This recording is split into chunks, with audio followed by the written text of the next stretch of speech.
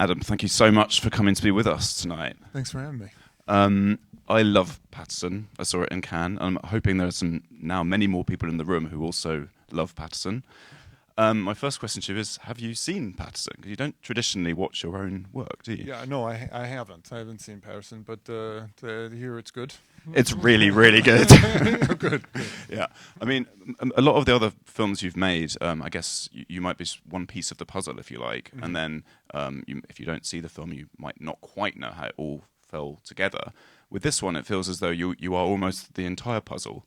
So I suspect you have a better sense of what this film is like than many of the others you've done. Yeah, that's true. Yeah, like I know the beginning, middle, and end, and there's nobody that comes in that I didn't know was in the movie. That's happened before. Or did you get the chance because of obviously the kind of day-to-day rituals that Paterson goes through? And I feel as though he does actually slightly evolve over the course of the film, and a sadness in him kind of emerges towards the end. Were you given the chance to shoot this in sequence by Jim, or how did it work out? I can't remember. I don't think so. I think the bar scenes we all kind of shot in a week, and then everything else that we could fit into Paterson, we shot most of it in the Bronx. So the stuff in Paterson, I think, was also over a course of a week and a half. The bus terminal was kind of included in that. So, yeah, no, I think it was very much out of sequence. So you learned how to drive that bus. Was that always going to be part of the job, or did you just decide to take that upon yourself?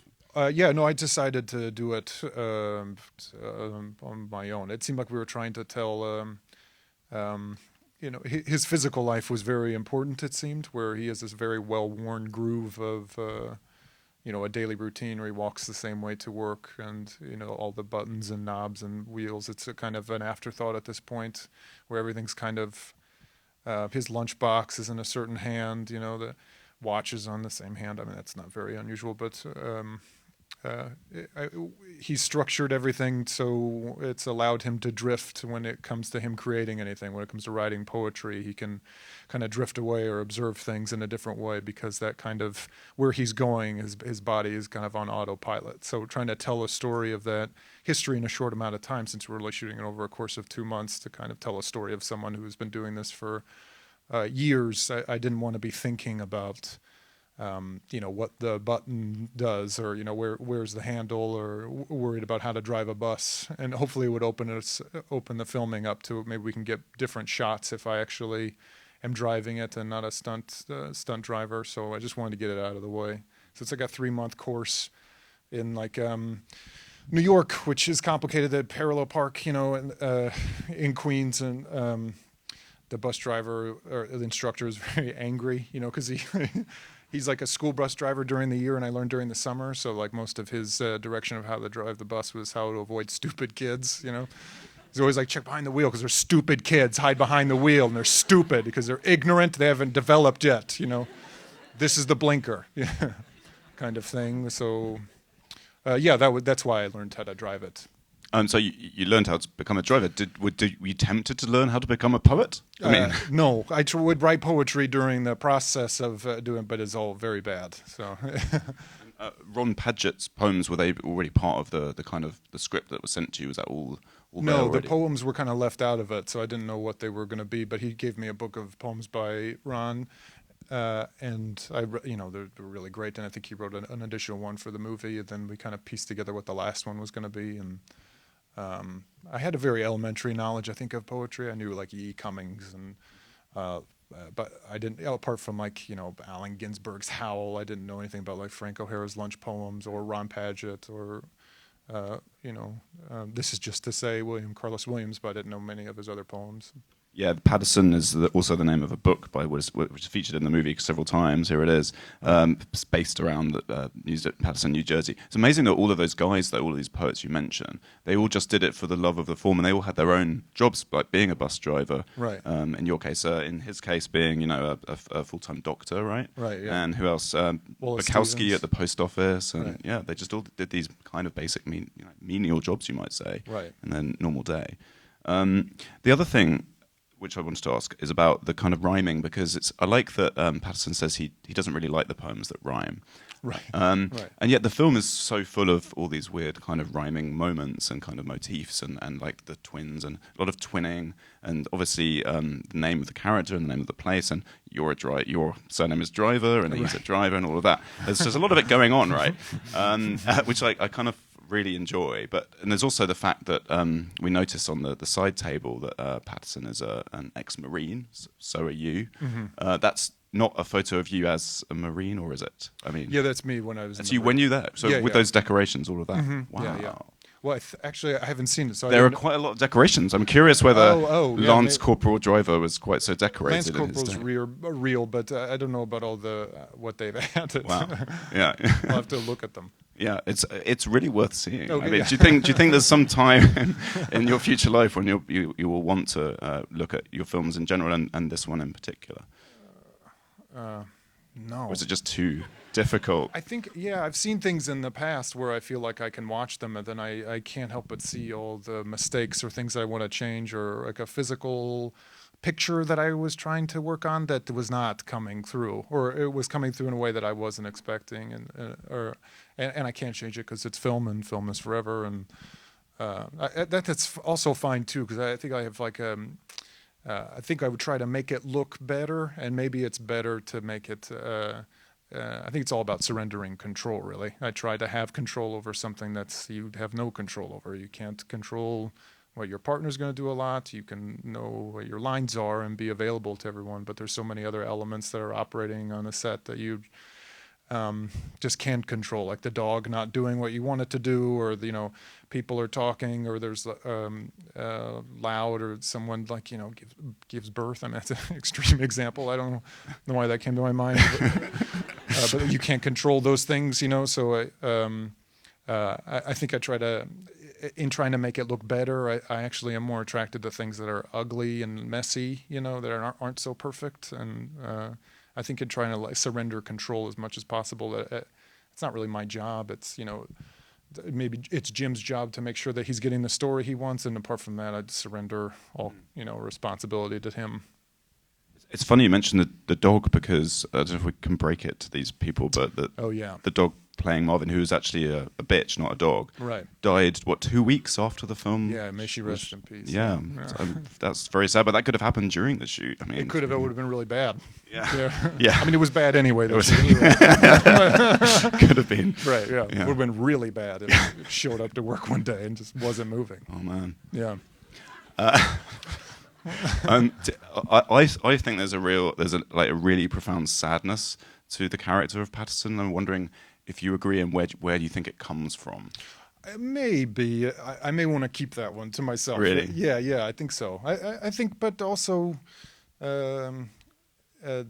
his philosophy. I think there's a line in the movie where it's things are written on water, and that kind of something bad happens and he loses it, but then not loses it. He loses his poems, and there's a mourning period.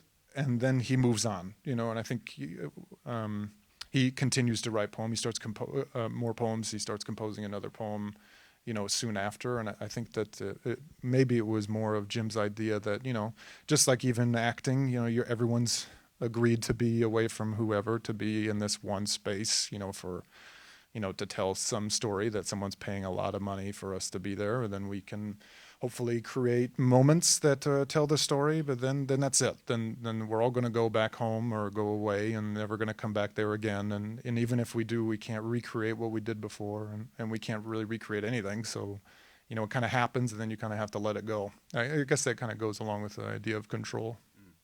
It seems with the notebook at the end, it seems to kind of suggest that like every day in your life is a bit like a blank page, and you can kind of fill it with whatever you can, but then you turn the next page and sure, move on.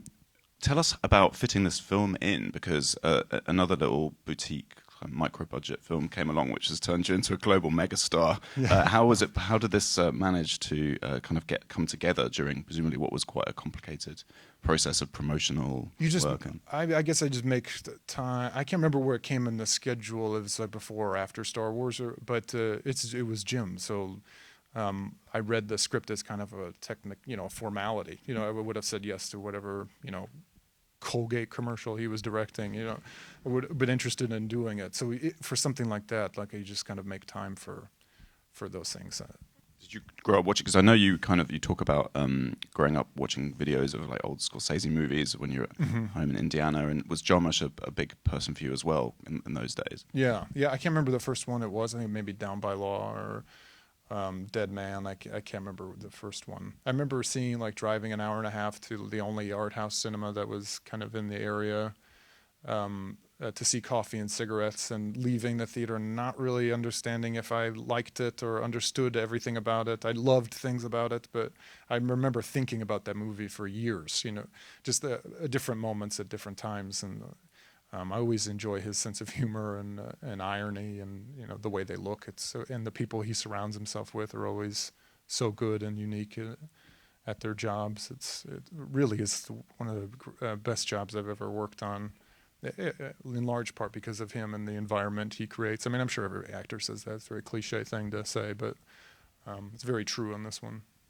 Had you ever crossed paths with him over the years? Was it a surprise when this script landed on your... I haven't, no, yeah. I hadn't met him before. We met the first time at, a restaurant to talk about, would I be interested? But I was like, yeah, send it to me and I'll, flip the pages so you see I bent them, and then I'll say yes to it. Right. I'm going to throw it open to everyone here now. Hi. Hello. Watching that film, for me, it struck me that his art is it's a sort of art that doesn't sort of have any pretensions. It doesn't seek any kind of validation. He's kind of, his girlfriend's kind of got all these ideas that she wants to make commercial, and he's very content to keep it quite pure, his art, which for me, I think, is something that resonates quite strongly with Jim Jarmusch, and like the whole kind of indie thing and kind of having his kind of autonomy over his films. And I was just wondering if that's something that, in the process of you getting into your character, did it kind of bring you back down to whatever drove you to be an actor or whatever? Did it kind of ground you, in a sense, back to that kind of pure relationship with your art? Maybe of two minds of it, because I do believe an audience is a key thing to, creating something. If you just create something and keep it to yourself, then maybe that response is important, or even if it's good or bad, that sharing it and telling whatever story that you feel, I guess, is necessary is an important thing. But I also wonder if the week after this movie, obviously this movie takes place over a course of a week, she does convince him to take it outside or to start publishing. Maybe after this he starts, showing it to people more. But that's not really your question. I didn't really think about that, I guess, because I'm a bad actor. I definitely admire someone where the ambition is out of it, I guess, where it's really about creating something and not having a concern of who's going to respond to it, to completely contradict what I just said, maybe. But I appreciate that part of it, where someone it seems more pure in their intentions in creating something, and like how that affects them before they start sharing it with other people. Then after that, I think maybe at some point it should be important to show at least some fucking person, maybe. Just to intervene, how did you find Paterson the place? Did you know anything about it before? All through Jim. Even kind of my introduction through poetry was all through Jim. He kind of went there 10 years before this movie happened, and this was kind of always gestating in his mind.